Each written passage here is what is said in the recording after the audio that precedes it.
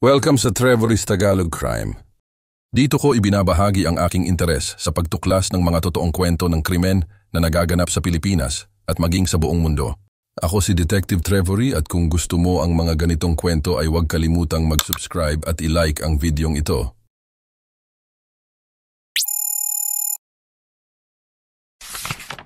Si Kimberly Karen Mota ay ipinanganak sa Manicoré, Brazil noong February 26, 1998. Bata pa lang ay nakitaan na si Kimberly ng potensyal sa larangan ng beauty pageant. Ang kanyang ina na si Naila Mota ay kilala ring lumalaban ng beauty contest noong kabataan nito. Ito ay nakadagdag inspirasyon kay Kimberly upang tahakin ang parehong larangan. Si Kimberly ay kinoronahan bilang Miss Manicoré at napili bilang pambato ng kanilang bayan sa Miss Amazon. Hindi man siya nanalo ay nagkamit siya ng 6th place. Ito din ang naging daan para mapansin si Kimberly ng mga modeling agencies at mabigyan siya ng mga endorsements. Isa pang pangarap ni Kimberly ay magkaroon ng sariling dental clinic. Kaya pagkatapos niyang makagraduate ng technical nursing, ay kumuha siya ng dentistry sa isang universidad sa Manaus, Brazil. Ito ay may layong 206 miles mula sa Manicoré na kanyang bayan at sa kabila ng hindi pagiging sanay malayo sa kanyang ina ay kinaya ito ni Kimberly para sa pangarap.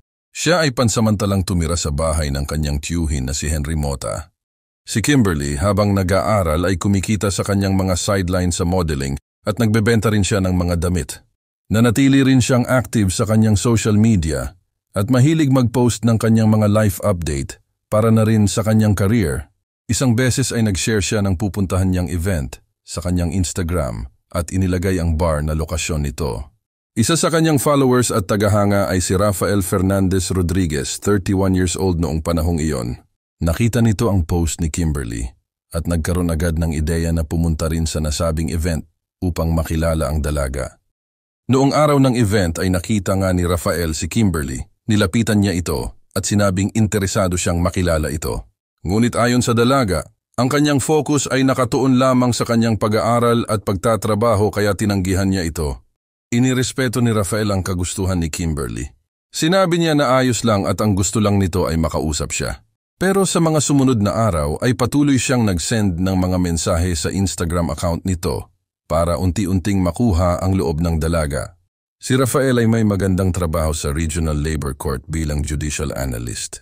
Ito ay may unang asawa na mas bata sa kanya pero nauwi ito sa divorced.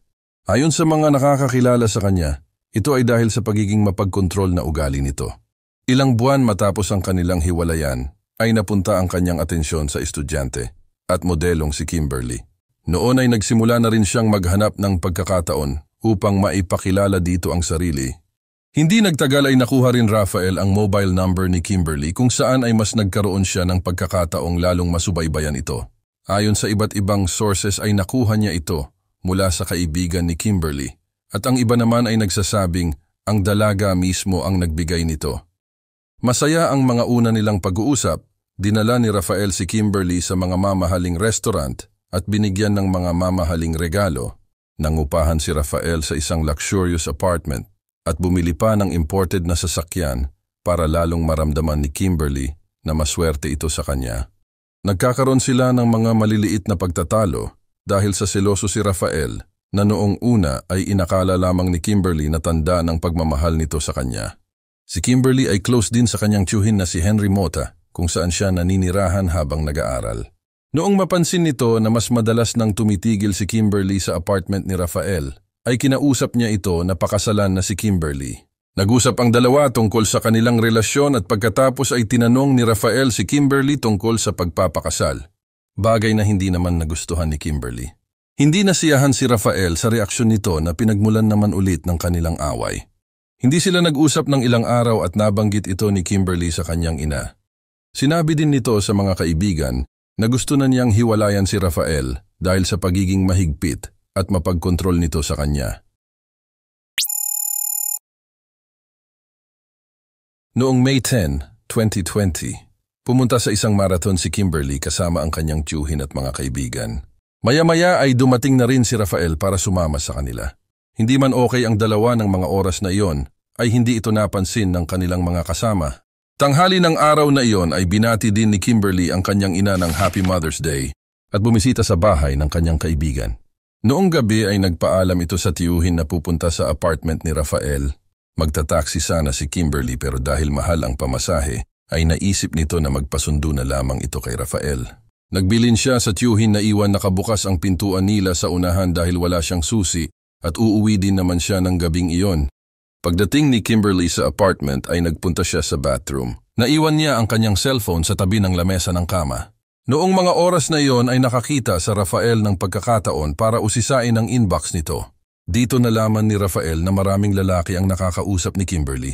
Nagsimula siyang makaramdam ng matinding selos sa kabila ng hindi pa masyadong naintindihan ng mga conversation sa inbox nito. Kumuha si Rafael ng kutsilyo sa kusina at itinago sa ilalim ng kanilang unan. Paglabas ni Kimberly sa bathroom ay wala siyang kaalam-alam na pumunta kay Rafael at tinabihan ito. Doon na nagsimulang saksakin ni Rafael si Kimberly ng makailang beses hanggang sa mawalan ito ng buhay. Intensyon ni Rafael na linisin ang krimen pero nahirapan siya at nagdesisyon na tumakas na lamang at iwanan ang katawan ni Kimberly. Kinabukasan ng umaga ay nag-alala ang tiyuhin ni Kimberly dahil wala pa ito sa bahay. Taliwas sa kanyang sinabi na uuwi din ito ng gabing iyon. Matapos niyang subukang kontakin ang cellphone ni Rafael at Kimberly, ay nagdesisyon itong puntahan na lamang ang apartment ni Rafael, ngunit wala pa rin siyang nakuhang sagot. Nag-alala ito na baka may nangyari sa dalawa lalo na't nalaman niya na wala din ang kotse ni Rafael sa garahe nito. Dahil sa mga nalaman ay dumiretso na si Henry sa mga pulis at alam na rin ng ina ni Kimberly na nawawala sila. Ang pulis ay agad na umaksyon, pinuntahan nila ang apartment. At dahil sa pahintulot ng ama ni Rafael na si Milton Rodriguez, ay pinasok nila ito. Noong una ay normal lang ang lahat na nakita ng mga pulis. At pagdating nila ng kwarto ay doon na tumambad ang katawan ni Kimberly na wala ng buhay. Ang kutsilyong ginamit ay nakita rin nila sa balcony. Agad umaksyon ang mga autoridad at nagkaroon ng malawakang paghahanap kay Rafael na siyang pangunahin nilang suspek. Plano ni Rafael na tumawid ng border sa Brazil at Venezuela para pumunta sa Spain, kung saan nandoon ang kanyang mga kamag-anak. Pero dahil na rin sa kanyang pagmamadali at taranta, ay naaksidente siya at nagpagulong-gulong ang kanyang sasakyan. Nakaligtas si Rafael na may kaunting galos lamang. Tanging mga ATM cards ang kanyang nakuha at nawala ang mga dokumentong kakailanganin sana niya pagtawid ng border. Si Rafael ay naglakad sa pinakamalapit na bahayan at nakumbinsi niya ang isang truck driver na dalhin siya nito sa Caracaray, kung saan ay na-withdraw siya ng pera. Pagkatapos ay nagtaksi siya papuntang Boa Vista kung saan muli itong nag-withdraw at tumungo na sa Pacaraima, isang bayan malapit sa border.